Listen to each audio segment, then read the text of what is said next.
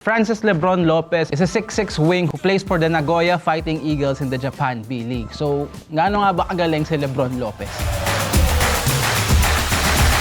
Okay, so Lebron Lopez is a 6'5", 6'6 wing. Although ang listed height niya sa Japan B-League ay 6'4 lang, hindi ko alam kung ano yung totoo. He's an athletic wing from the Philippines who played college basketball for UP. He was part of the Gilas Youth and Senior pool at an early age. Actually, nakapag-debut na siya sa senior men's team noong 2021. And isa siya sa mga young players natin, na promising young players natin na pwede natin magamit sa national team maybe down the line. Kasi nga eligible na siya to play as a local. So, Francis Lopez or Lebron Lopez, na-sign siya for the Overtime Elite or OTE noong 2021, but dahil sa mga visa issues, hindi natuloy yung pagpunta niya sa States para maglaro para sa Overtime Elite, which is sobrang sayang kasi ang laking part sana yon ng development ni Lebron Lopez. Nagkaroon sana siya ng shot to cross the US market or makapasok maybe sa NBA, hindi natin alam, pero isang magandang way yon para makapasok doon. Pero unfortunately, yun nga yung mga nangyari. So he had to return to the Philippines program, and then he committed for the UP Fighting Maroons in 2023. And yun nga, like I said, currently he's playing in the Japan B-League for the Nagoya Fighting Eagles. Ang current stats niya for the 2025 to 2026 season ay 7.6 points per game, 3.8 rebounds in 18.5 minutes of playtime. So that's not bad. Hindi mo pa siya masasabi na superstar numbers, I think, at this point ng career ni Lebron Lopez. He's still developing. He's still very raw. And he's still a young player who has a lot of time to develop, lalo na ngayon naglalaro na siya sa isang magandang professional league sa Japan. Actually, bago ko ituloy, shoutouts nga pala sa nag-request na gawin ko si Lebron Lopez. Marami akong nakuwang comment requesting nga dito sa series na to na gawin ko si Lebron Lopez. So, yun nga, Lebron Lopez is still very young at this point. He's still very raw. I watched him sa UP. I'm a guy from UP. I've said it maybe countless times. So, napanood ko siya. Even up close, nanonood ako sa mga practice nila nung handun ako. So, Lebron Lopez, he's a very athletic. Ang pinaka-asset neto ni Lebron ay yung elite athleticism niya. But although he's still very raw, di ba? In his time in UP, he showed flashes of greatness and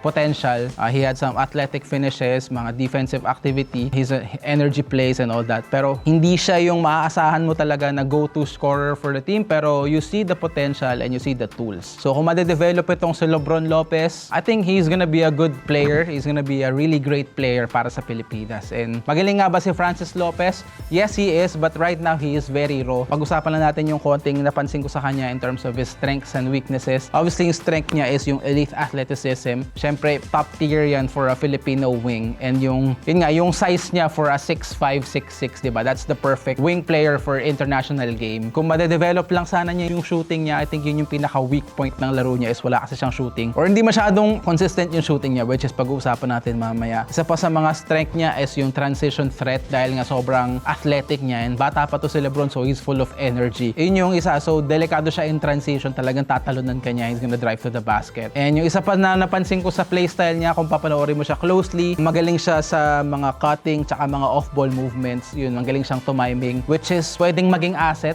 kung madedevelop niya or kung matetrain niya palalo. Ayun nga, hindi siya much of a defender. I wouldn't say na he's an elite defender, pero he's good sa weak side na shot blocking or defense. Not the primary shot blocker, pero yung mga weak side or help defense, I think dun siya nag-excel. Pero I think he has the potential to be able to be a really good defender or on-ball defender. And yung isa pa na napansin ko sa laro niya is yung energy.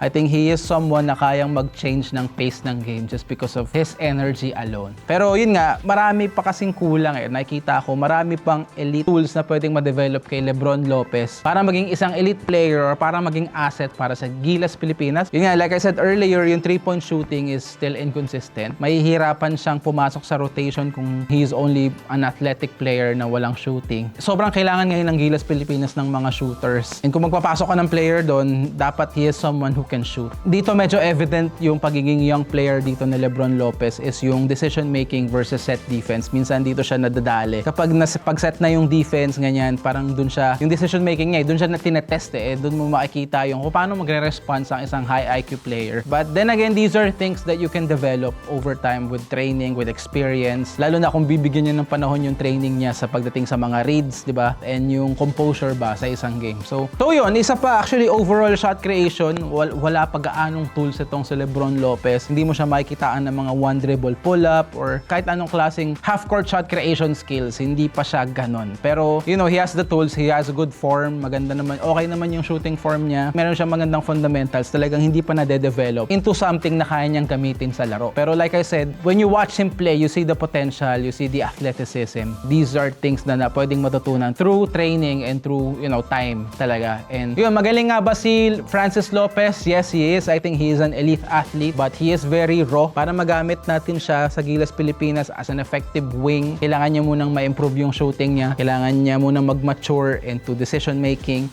He needs to be able to handle pressure. Pero I think more importantly, ang pinaka-importanting skill na ma-develop niya right now ay yung 3-point shooting niya. Kasi nandiyan na yung athleticism, nandiyan na yung speed, nandiyan na yung energy, nandiyan na yung effort, nandiyan, nagtatry naman siya on defense, makikita mo yung motor nandun. Talagang limited lang yung skills niya pagdating sa offense. So, yeah, yun lang. Let me know your thoughts kung agree ba kayo sa mga sinabi ko or kung may na-miss ba akong points about, you know, Lebron Lopez. Kung iba yung tingin mo sa tingin ko, that's fine. Just comment down below. Babasahin ko yung comments nyo and okay lang mag-disagree sa akin, guys. Okay lang yan. Kasi, like I said, parehas lang tayo ditong fan, parehas lang tayong tao or basketball fan na nagsishare ng thoughts natin. Hindi porket sinabi ko dito ay tama. So kung meron kayong ibang opinion or ibang tingin or ibang take about Lebron Lopez, comment down below. Babasahin ko yun and I'll make sure na replyan kayo. So yun lang. Peace.